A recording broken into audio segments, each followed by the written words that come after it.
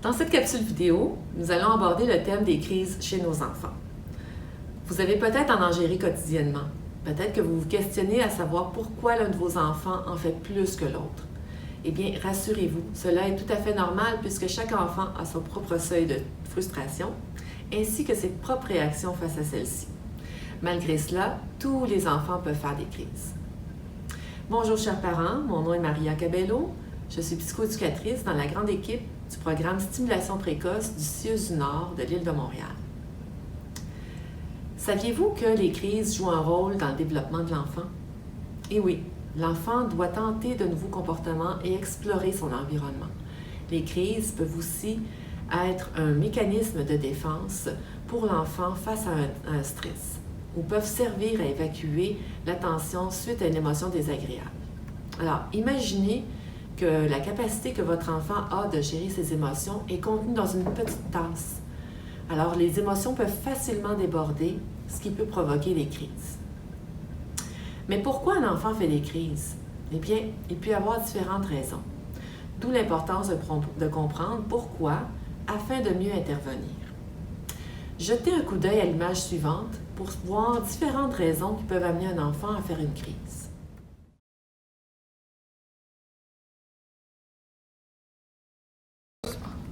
En tant que parent, votre rôle est d'accompagner votre enfant à se calmer et à établir des limites claires aux besoins. Rappelez-vous que votre enfant n'a pas encore atteint la maturité pour contrôler seul ses émotions. Vous vous demandez peut-être, comment puis-je aider mon enfant? Concrètement, dans votre quotidien, vous pouvez tenter de prévenir les crises. Il y a plusieurs façons. Notamment, vous pouvez répondre à ses besoins de base en ayant des routines stables. Un moment pour la collation, un moment pour le repas, pour la sieste, pour le coucher. Agir avant les premiers signes de colère. Par exemple, l'informer de ce qui l'attend durant la journée. Aujourd'hui, après le déjeuner, on va aller s'habiller puis on va aller jouer au parc. Puis quand on va avoir fini au parc, on va revenir à la maison. Trouver des stratégies pour prévenir ces frustrations habituelles. Par exemple, on va aller dans ta chambre, on va aller chercher tes jouets, OK? Détourner son attention lorsque vous sentez sa colère monter.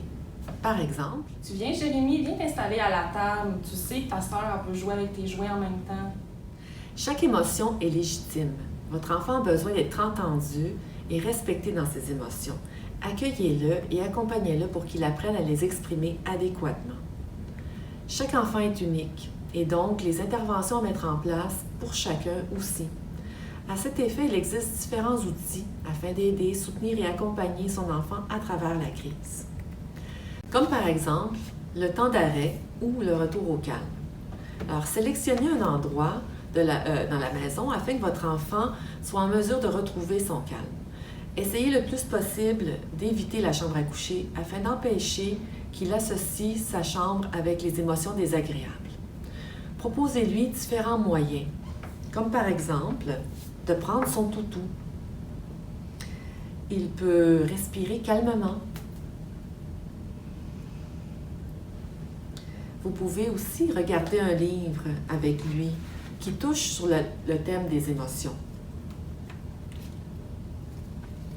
Il peut aussi manipuler une balle anti-stress ou un objet texturé qu'il manipule dans ses mains et qui est apaisant pour lui.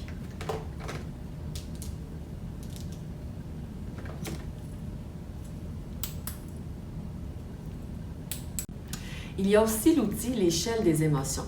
Sur l'image suivante, vous allez voir cet outil visuel que vous pourrez utiliser et imprimer au besoin. Donc, avec votre enfant, vous pourrez déterminer avec lui des moyens pour l'aider à gérer les différentes émotions. Il a besoin de votre présence pour apprendre à se calmer. Attendez jusqu'à ce que votre enfant soit calme pour faire un retour.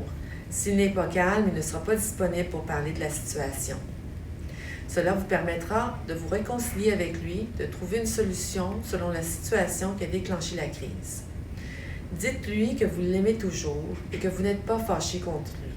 Son comportement ne mérite pas d'attention positive, mais il doit sentir que vous l'aimez toujours. Concentrez-vous sur l'explication de vos attentes de manière positive. Par exemple, « J'aimerais que tu joues calmement et que tu partages tes jouets avec ta petite sœur. » Finalement, dites-lui que vous lui faites confiance en lui soulignant que vous savez qu'il est capable de suivre la consigne. Viens me montrer que tu es capable de partager, de jouer gentiment avec ta petite sœur. Soyez attentif à vos propres réactions en tant que parent. Vous êtes son exemple. Et si vous vivez un inconfort face au regard des autres lorsque votre enfant fait une crise, rassurez-vous, vous n'êtes sûrement pas le seul parent.